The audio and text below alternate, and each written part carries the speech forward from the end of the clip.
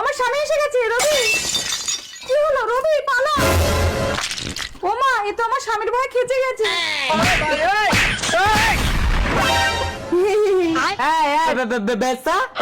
ঠিক করে উচ্চারণ করো স্বামী, আমার নাম বর্ষা।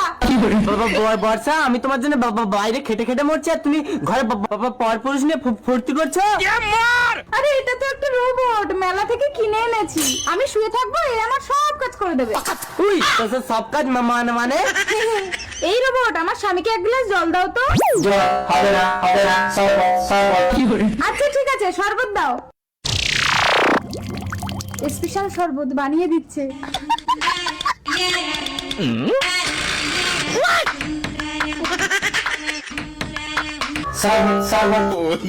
শরবত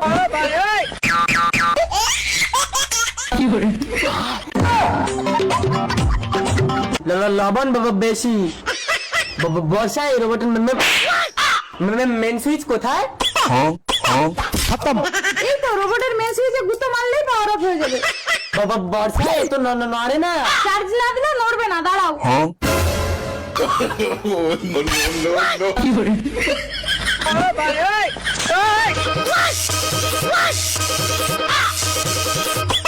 না, এভাবে হবে না, একে ডাইরেক্ট চার্জ দিতে হবে। তুমি একটু বাইরে যাও তো স্বামী।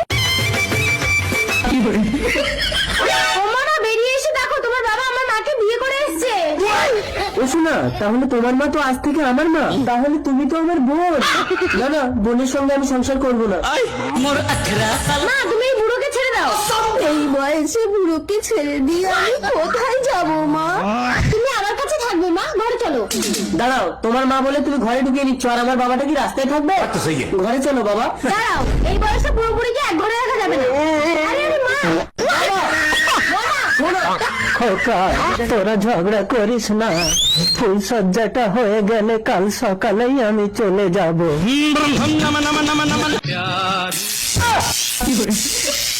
তোমাকে লাগছে ভারী চিনা মমতা, ও মেরি জান একটা তোমার কোথায় যে।